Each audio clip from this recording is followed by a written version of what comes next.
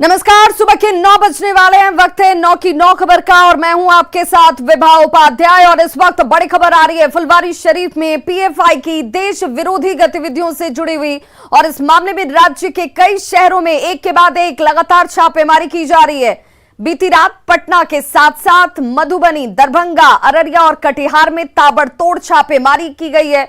फुलवारी शरीफ कांड की एफआईआर में दर्ज सभी आरोपियों की गिरफ्तारी के लिए जांच एजेंसियां इस वक्त एक्शन मोड में हैं। इस मामले में अब तक 5 लोगों को गिरफ्तार किया जा चुका है, जबकि 21 लोगों की गिरफ्तारी के लिए छापेमारी हो रही है। 26 एफआईआर नामजद तरीके से और अब एक के बाद एक 5 लोगों की गिरफ्तारी के बाद तमाम दूसरे आरोपियों को गिरफ्त में लेने के लिए कार्रवाई की जाती हुई। मधुबनी, दरभंगा, कटिहार ये वो जिले हैं जिनमें एफआईआर में दर्ज आरोपियों की गिरफ्तारी को लेकर कार्रवाई छापेमारी के तौर पर की जा रही है।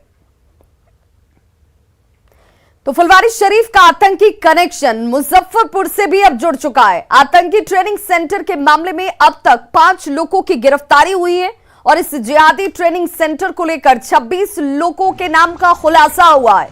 26 लोगों में मुजफ्फरपुर के बरियारपुर ओपी क्षेत्र के गौरीहार गांव के मजहरुल इस्लाम का नाम भी शामिल है, जिस पर इस मिशन में शामिल होने का आरोप है। मजहरुल इस्लाम की मां ने न्यूज 18 से बातचीत में कहा कि उन्हें मालूम नहीं है कि उनका बेटा कहां है। मां ने यह जरूर कहा कि मजहरुल इस्लाम ने मदरसे में पढ़ाने का काम किया है।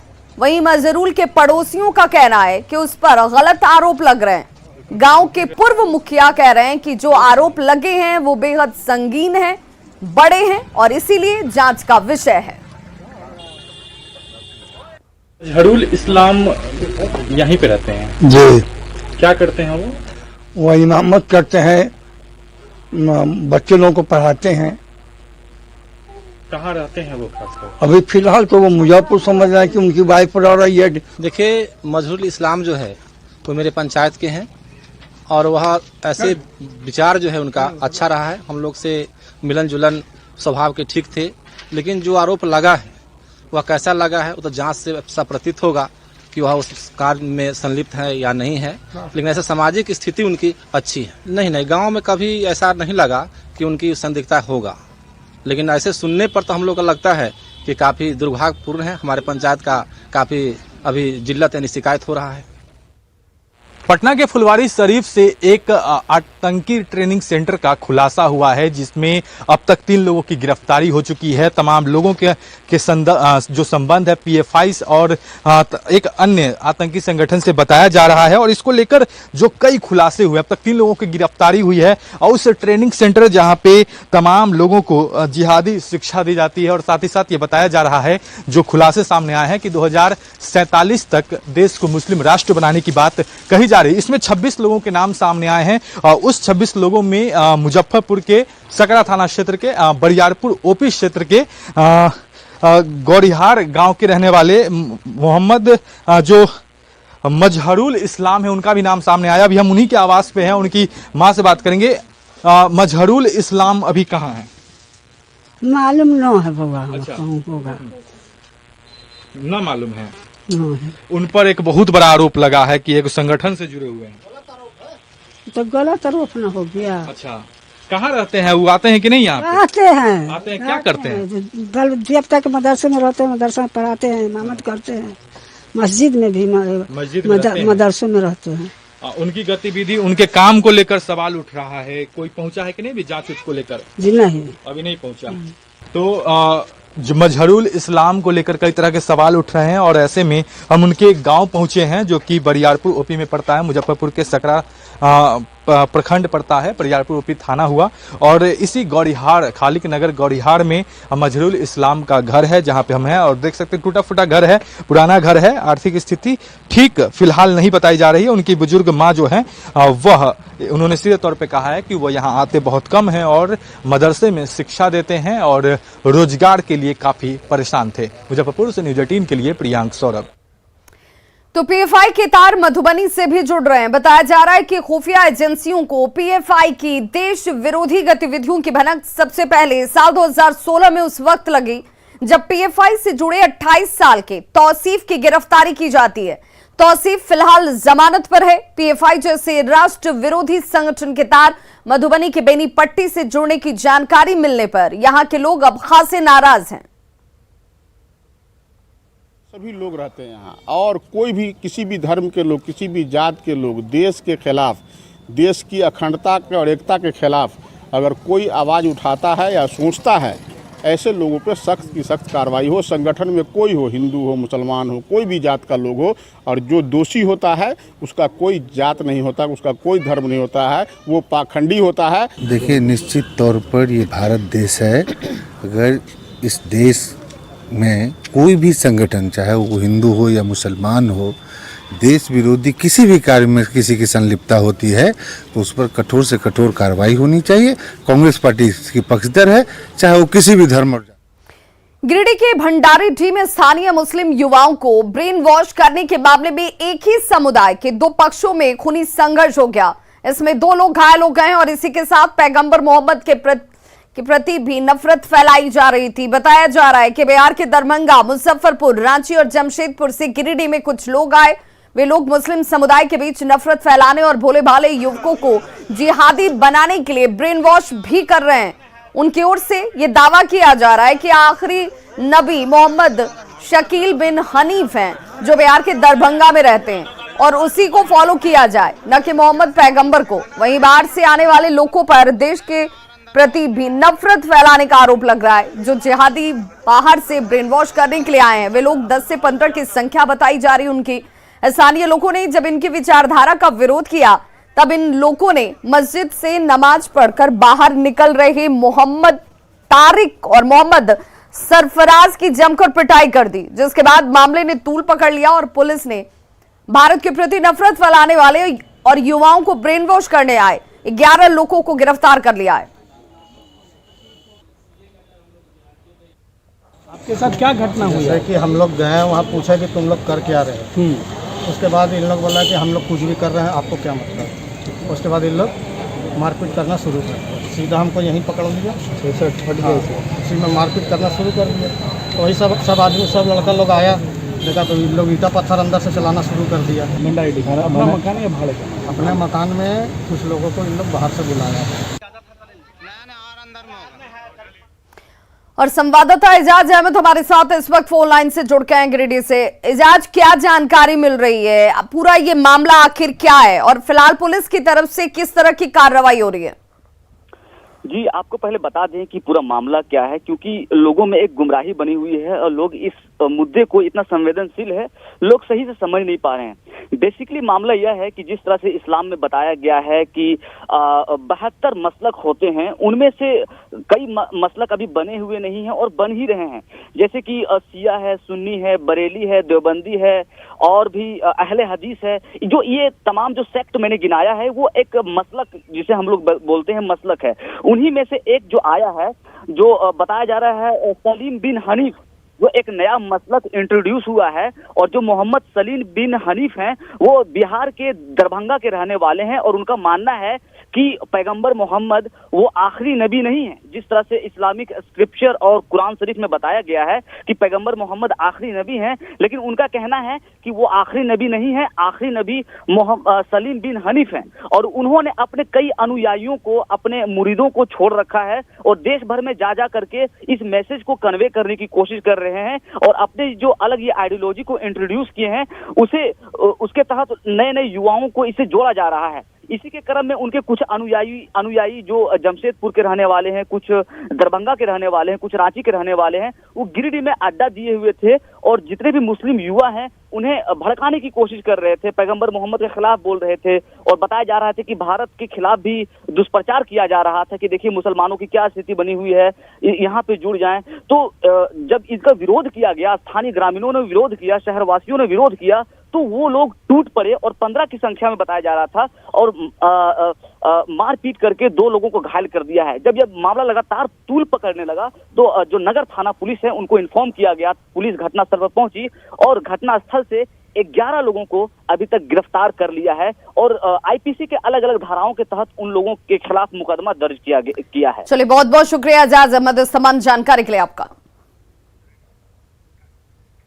भागलपुर में ज्ञानवापी मामले में टिप्पणी करने पर एबीवीपी के संयोजक कुणाल पांडे को जान से मारने की धमकी मिली थी। धमकी भरे पत्र में साफ लिखा गया कि जिस तरह से कन्हैया की मौत हुई उसी तरह तुम्हें भी अल्लाह के पास भेज दिया जाएगा। जिसके बाद कुणाल पांडे को बॉडीगार्ड मुहैया कराया गया। आज कुणाल पांडे ने वरीय पुलिस अधीक्षक बाबूराम को आवेदन सौंपा है। कुणाल ने पुलिस से धमकी देने वाले को जल्द से जल्द पकड़ने और सख्त सजा देने की मांग की है।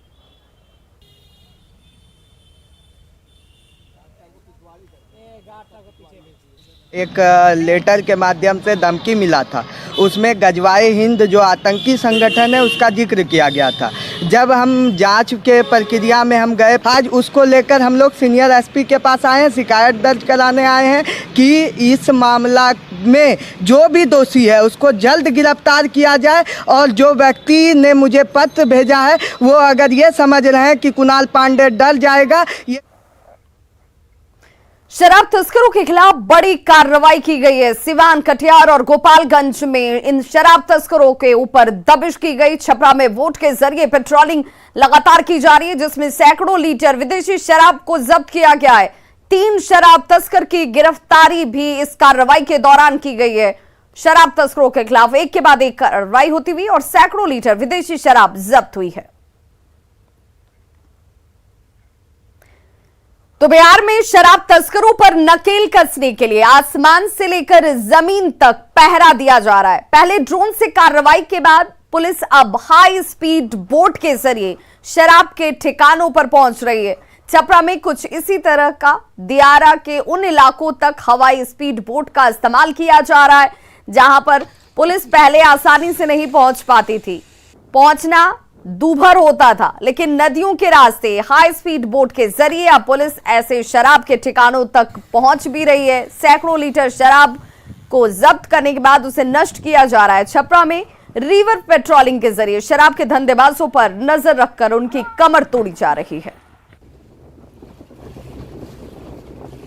तो ये एक्सक्लूसिव तस्वीरें उन दियारा इलाकों की और स्पीड बोट के जरिए देखिए कैसे शराब तस्करों के ऊपर नकेल कसी जाती हुई।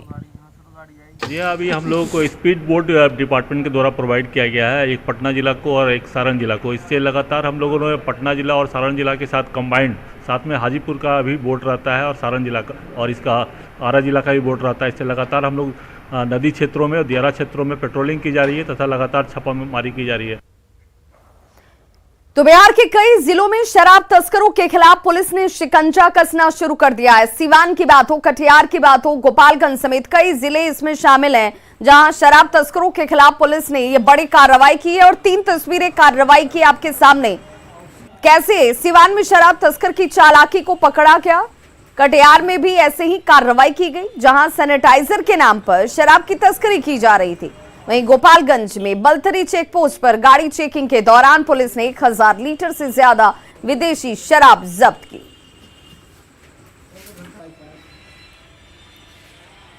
तो 3 तस्वीरें आपके टीवी स्क्रीन पर हैं। पहली तस्वीर सिवान की, जहां पर एक शख्स अपने शरीर में शराब की बोतलों को चिपकाकर शराब तस्करी का धंधा चलाने की कोशिश कर रहा था, लेकिन इसे पकड़ लिया गया। वहीं कटिहार और गोपालगंज में भी कार्रवाई की गई। और बड़ी खबर इस वक्त पीएफआई और एसटीपीआई से जुड़ी हुई अब तक 4 लोगों की गिरफ्तारी की गई है। एक गिरफ्तार को फिलहाल छोड़ दिया गया है, जो बड़ी जानकारी सामने आ रही है। अब तक 4 लोगों की गिरफ्तारी हुई है, एक शख्स को छोड़ा गया है, 3 को हिरासत में लेकर पूछताछ अब भी की जा रही है। एटीएस की 8 टीमें छापेमारी में जुटी हुई हैं। पटना में 3 और बाहर 5 टीमें इस वक्त इस कार्य में जुटी हुई हैं। पटना समेत राज्य के अन्य जिलों में ताबड़तोड़ छापेमारी की जा रही है। पुलिस और एटीएस की 8 टीमें इसके लिए बनाई गई हैं। 3 टीम लगातार पटना में ही छापेमारी कर रही है। हिरासत में लिए गए आरोपियों से भी पूछताछ हो रही है, जबकि 5 टीमें पटना से बाहर के तमाम दूसरे जिलों में कार्रवाई करती हुई। अब तक कुल 4 लोगों की गिरफ्तारी हुई है। 3 लोगों को हिरासत में लेकर पीआर बॉन्ड के बाद एक शख्स को हालांकि छोड़ा गया है और 3 से पूछताछ की जा रही है। और संवाददाता अमित हमारे साथ इस वक्त ज्यादा जानकारी के साथ फोन लाइन पर जुड़ गए हैं पटना से। अमित, जो जानकारी इस वक्त, पहले 5 लोगों की गिरफ्तारी की बात आ रही थी, अब 4, एक शख्स को छोड़ा गया है, क्या ग्राउंड? देखिए बिल्कुल शमीम अख्तर जो है उसे पीआर बॉन्ड लिखवा करके छोड़ा गया है और उसके बारे में जो जानकारी मिली थी कि ये भी इस संगठन से जुड़ा हुआ है और इसी आधार पे इसकी भी गिरफ्तारी हिरासत में लिया गया था, गिरफ्तारी भी हुई, लेकिन बाद में पीआर बॉन्ड बढ़ाया गया और फिर छोड़ा गया है। जो आधिकारिक सूत्रों से जानकारी मिली है कि अभी 5 टीम जो है वो सीमांचल के इलाके में, अलग अलग इलाके जो हैं मधुबनी, कटिहार, दरभंगा, उसके अलावा अररिया, तो ये तमाम जो जिले हैं वहाँ पे छापेमारी में पूरी रात जुटे रहे हैं। अभी फिलहाल जो है छापेमारी रोकी गई है थोड़ी देर के लिए, फिर जो छापेमारी है दोपहर के बाद संभवतः फिर से शुरू होगी। जो आधिकारिक सूत्रों से अहम जानकारी मिली है, सबसे बड़ी खबर हम अभी दर्शकों को बताने जा रहे हैं कि झारखंड भी जो है वो 2 टीमें जाएंगी। संभवतः आज दोपहर के बाद जो है वो टीमें रवाना होगी, क्योंकि जो जलालुद्दीन है वहाँ पे बतौर एसआई के तौर पे कार्यरत थे और उस दौरान उनका क्या क्रियाकलाप रहा है, क्योंकि जब वो सेवानिवृत्त हुए हैं तो वो इस तरह से देश में विध्वंस फैलाने की साजिश में शामिल हो चुके हैं। तो ऐसे में जब वो सेवारत थे तो क्या उनकी एक्टिविटी रही है, उसके संदर्भ में भी पता लगाने के लिए 2 टीमें जो है वो झारखंड जाएगी। फिलहाल जो शमीम अख्तर है उसे पीआर बॉन्ड लिखवा करके छोड़ा गया है। 3 अन्य को हिरासत में रखा गया है, जिनसे लगातार पूछताछ जो विशेष टीम के जो सदस्य हैं वो कर रहे हैं। बहुत बहुत शुक्रिया अमित इस तमाम जानकारी के लिए। तो देखिए एटीएस की 8 टीमें इस वक्त कार्रवाई में जुटी हुई हैं, जिनमें जो जानकारी हमारे सहयोगी दे रहे हैं 2 टीमें आज झारखंड की राजधानी रांची जा सकती हैं और इस मामले को लेकर के भी पूछताछ का दायरा लगातार बढ़ता हुआ, क्योंकि बिहार के तमाम दूसरे जिलों में भी कार्रवाई करती हुई टीमें इस वक्त। बगहा में आदमखोर बाघ से लोगों के बीच दहशत है। हरनाटाड़ में बाघ ने किसान की जान ले ली है। जंगल में किसान का शव बरामद किया गया है। वन विभाग के खिलाफ लोगों के अंदर भारी नाराजगी और गुस्सा नजर आ रहा है। बाघ के हमले में किसान की मौत हो गई है। मौत के बाद वन विभाग के खिलाफ देखिए लोगों ने कैसे जमकर विरोध प्रदर्शन किया, नाराजगी जाहिर की, बवाल काटा गया। हरनाटाड़ वन क्षेत्र के बैरिया कला के जंगल में किसान धर्मराज महतो पर बाघ ने हमला कर दिया और बाद में किसान का शव जो है वो जंगल के अंदर से बरामद किया गया है।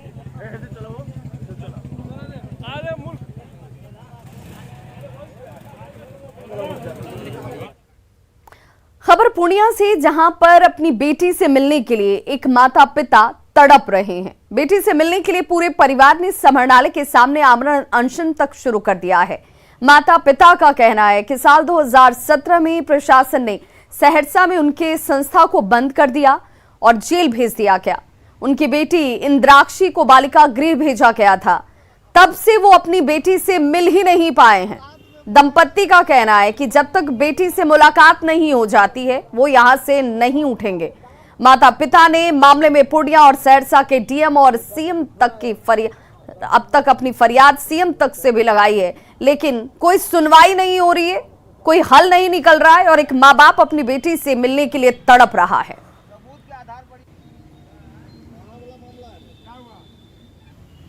इसका पैर नहीं पकड़े होंगे बेटी के लिए। हम सीधे कदम को बेटी से हमको किसी से कोई झगड़ा लड़ाई नहीं है, हम किसी से झगड़ा लड़ाई नहीं करना है। हमको सिर्फ बेटी से मेरा घर लूट लिया, सारा जेवर लूट लिया, सारा कपड़ा लत्ता लूट गया, सिर्फ वो साड़ी पहन के निकले थे सब ले ले, सारा कागज पत्र में आग लगा दिया, सब ले, लेकिन हमको बेटी लौटा।